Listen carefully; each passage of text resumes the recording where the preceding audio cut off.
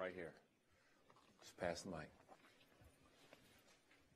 Hi, guys. I love you all so much. I'm a huge fan. Okay, so I know, Eric, you've talked on different shows before about how one time you were driving and, you know, you reached for a gun when you weren't even on the show, and it's like the show meshes into your real life. Have any other of you guys done that? Where you think you're in character, but you're really just driving on the freeway? Someone say yes. Yeah, nope, just you. That's not. Evidently just me that happens to. You know, he's not alone on that. He's really not, because I walked into a public men's restroom the other day. I'm looking at corners. I'm like, you know, I said to myself, this is ridiculous. I'm like looking around corners. I'm checking my six. I'm looking at corners. It's like a weird. It really does get a little freaky. 7 years. It really does. It's in your brain. Like, you walk in rooms, you notice stuff. You're looking. You're peeking. You're watching. Or people ask you, like, so do you shoot guns? I'm like, oh yeah, I shoot all the time. I don't know how accurate I am. I never miss on TV.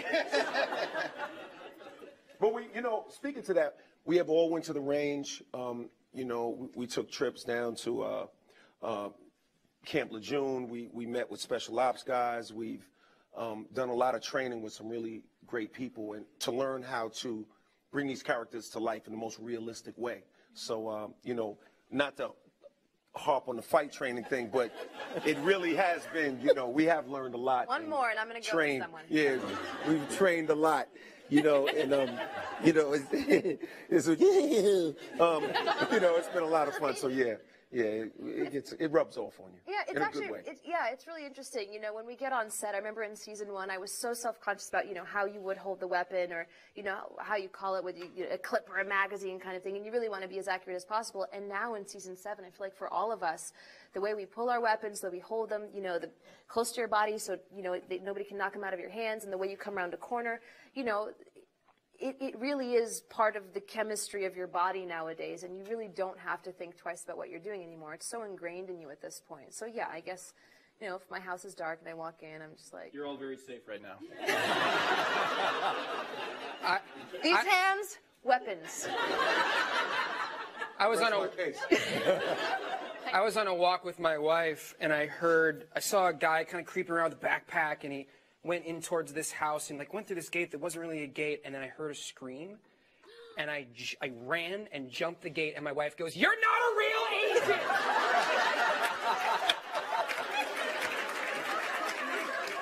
I love how you left your wife.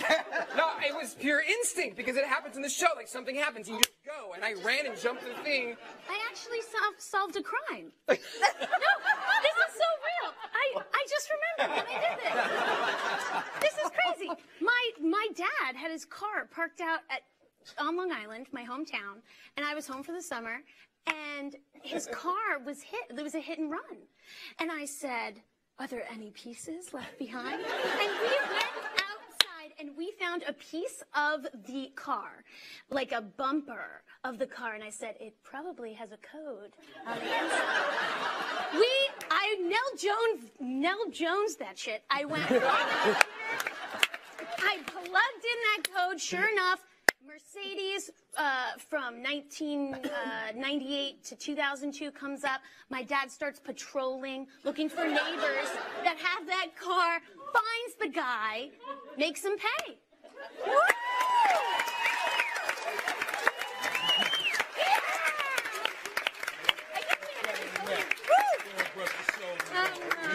And your husband never yelled at you, "You're not a real agent"? A new term may have just been born. I know. I Jones that shit. You're gonna hear Somebody that make again. a T-shirt, please. That's a great bumper sticker. That's like all the Snoopy girlfriends. Right. I Snoopy Nell Jones. She is our Nancy. Your phone was on the nightstand, and I Nell Jones.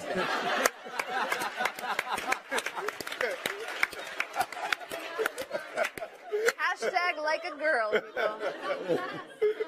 Okay, we got one in the middle and one over there. I'm going to go there in the middle. Right here. Right here, yep. Oh. You tired? No, I'm laughing. Like I will say that to someone tomorrow, and when we're sitting on the set, I'll be like, "I Nell Jones." I know exactly where he was. Yeah. This thing on? Hi, guys. Hi.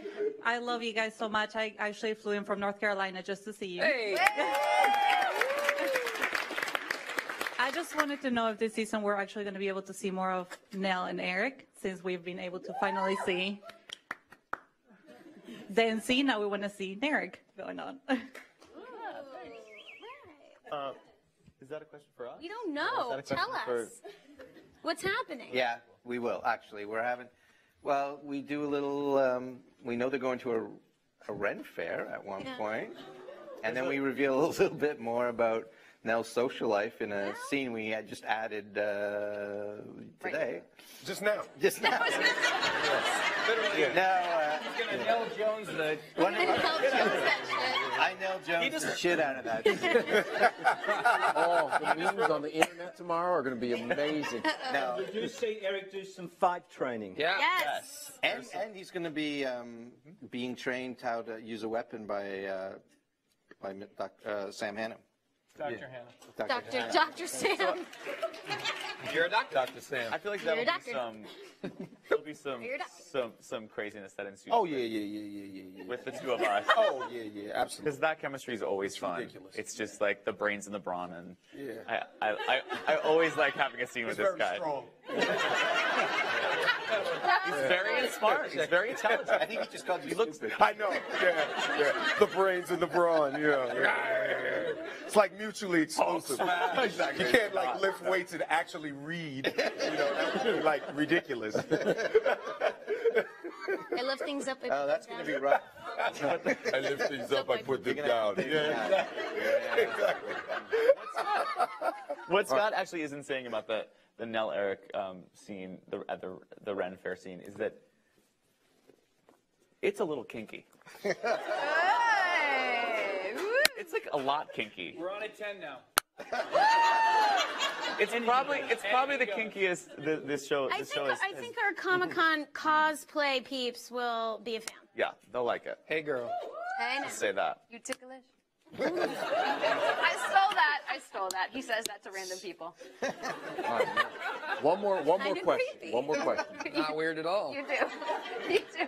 Hey, girl. I was surprised you didn't get one. Somebody over here had their hand up. One more. Put One this more. on. I'm sorry. Oh. Hold on. We'll get Hi. You guys all know each other so well, and you guys have great chemistry, as you can tell. So my question is if you ever would do an episode where you kind of did a Freaky Friday thing, where you all kind of switched places, and who would be who? Huh? Who would be who? Oh, who would be who? Who would be who? That's interesting. Season 12. Yo, that sounds That's hilarious. That'd be fun. I don't know. That'd be interesting. Who do you want to play, Linda? LL Cool You J. get first dibs. And we would overdub our voices, so it's really like, yeah, that could be really crazy. You have to wear their wardrobe. Yeah. And do peyote. This is going to be tight, dude. I can tell you right now. Oh, yeah. That'll cut at the thigh. Won't it? Mild chafing. Did I drop that? Yeah. Mr. Callan, pick that up.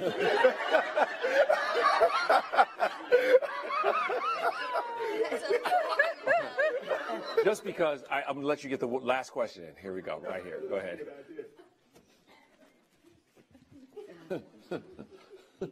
Mild chafing. It's going to cut at the thighs. Hi, everyone. Speaking a little bit about your guys' families, I've seen a lot of Eric and Daniela's families on Instagram, which are like the most precious families ever. Thank you. How is it like with your families, and like what's the relationship with your families and this show? Is this a question for everybody? Yeah, go for it. Well, I think that we are one of the most family-oriented shows that I've ever heard of or seen. I obviously had my son on the show. Eric did as well. But not on the actual show. It's very graphic. I'm trying to have like an emotional conversation. Okay? and what the bottom line is, I never felt so, welcomed, and the way Scott and Shane created the storyline to allow me to be pregnant on the show and still keep me on the show, and the way it was and organized. JPK working out that schedule. And JPK worked out the schedule and directed most of the things that were in Afghanistan. Absolutely. So the way everybody came together made me feel so good about having a son. It wasn't like I felt like I was, you know, not really being a team player by going off and doing this thing, which was so important to me. You know, Todd has 4 kids. You're not making any announcements tonight, are you? Yes. Chris and I are having a child. I won't say anything. You know, Five's enough. You want to keep going, you got to find somebody else. I have an Olsen, I really want an O'Donnell as well. So, you know, but Todd... As she's rubbing Mr. Smith's neck. She may go on the trip. You guys, I'm just working my way through the cast. Shut up, Danny. So, no, but you know, Todd has 4 kids. Chris has 5. Eric and I have 1. You know, everybody is so family oriented that it's impossible. We don't have 1. You eat that. You eat. I'm pretty sure at this point everybody knows how this works. You know, and it feels great. And when we come to work, it feels like a family. It doesn't feel like we're working. It feels like, you know, I've learned so much about parenting from every single person on this show. And, you know, I wouldn't have it any other way.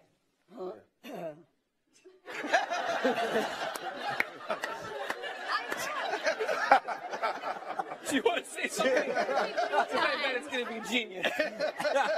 Yeah. It doesn't matter if you're a parent or not. The point is, it's how you love, and you know, you learn how to love by watching the people around you. Good answer. I say. I don't even know what that means. Like, what's the difference if you're a parent or not? It's how you love. It's What? true. It's true. That makes sense. I got it. Clearly, this could be a 6-hour panel. How long I mean, these guys could go on forever. How fantastic is this? NCIS LA, ladies and gentlemen.